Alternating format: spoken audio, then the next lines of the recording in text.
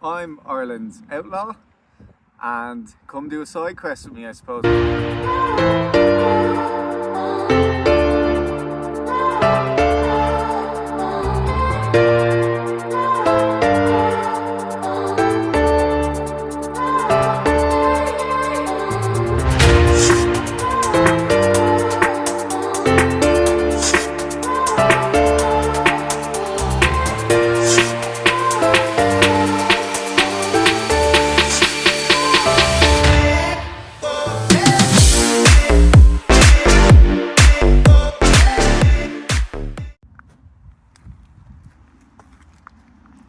Hi, this is my first YouTube video, so if there's any mistakes, I do apologise in advance.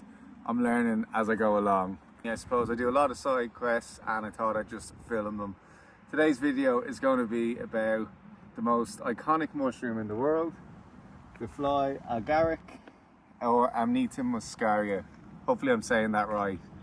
I say, first things first, this is poisonous and hallucinogenic, but it is poisonous.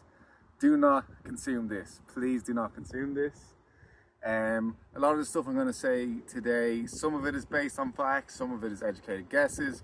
I've researched this and found a lot of information online, but I don't know if it's all 100% fact, so take it with a pinch of salt, I suppose. And a lot of the information I got from other videos, I'm going to link them in below and basically source them in the video and give them a shout out, but I'm going to add to it and combine them, and hopefully you'll learn something today. Before I start the video, please like, subscribe, share the video, turn on the notification bell, tell a friend. Please, it's my first YouTube video, and if it does okay, I will do a lot more. And also, yeah, do share please. So a bit about the mushroom. One of the reasons why we picked this specimen, me and my lovely girlfriend, the camera woman, we're walking around this forest for 2 hours. We know Fly Agaric are here, but we picked these specimens for a few reasons. One, you can see the life cycle. So you have obviously one just kind of sprouting, one a little bit older, and then an adult one here. So it's just nice to see the life cycle in case you are looking, because you might see a small one and not think it's it.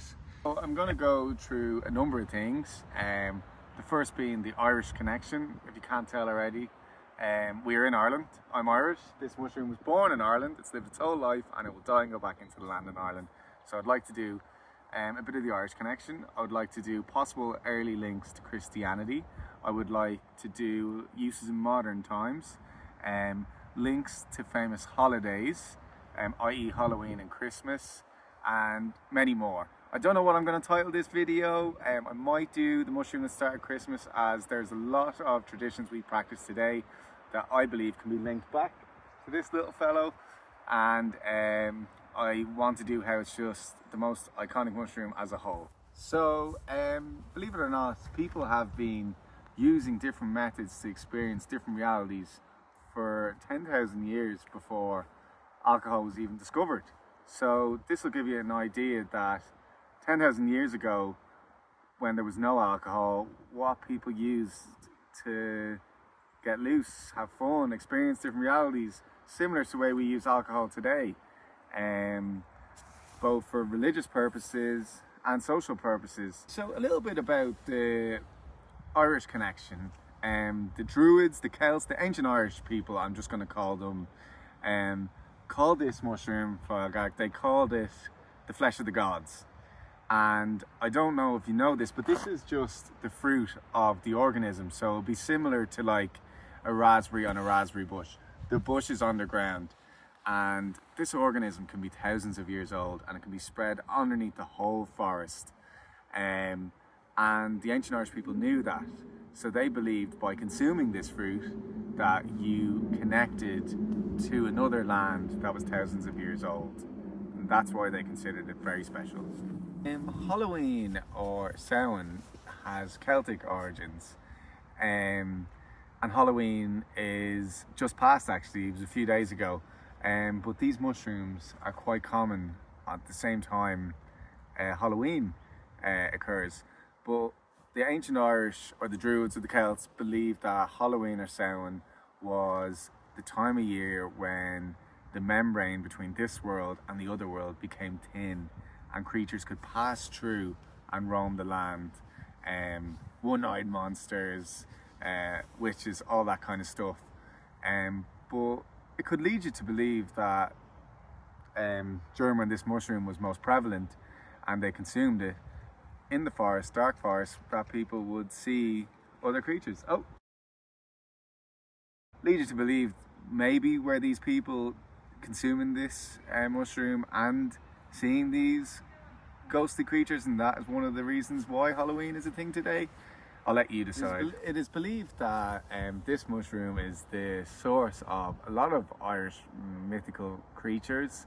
In Old Irish Gaelic slang, both mushrooms and fairies have the same word, pookies. So that could lead to a connection between the two. Old Irish people seeing fairies in the forest while consuming these mushrooms. I'm just going to go through possible links of this mushroom to early Christianity.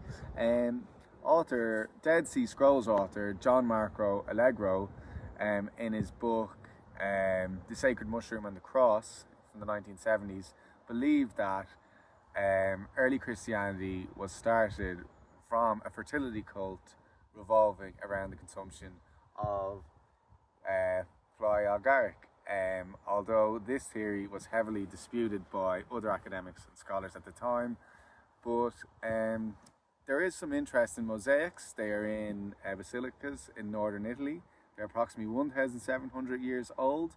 I'm going to insert pictures in this YouTube video. The mushrooms must have been of some importance to go through all that hassle to make them in the mosaic.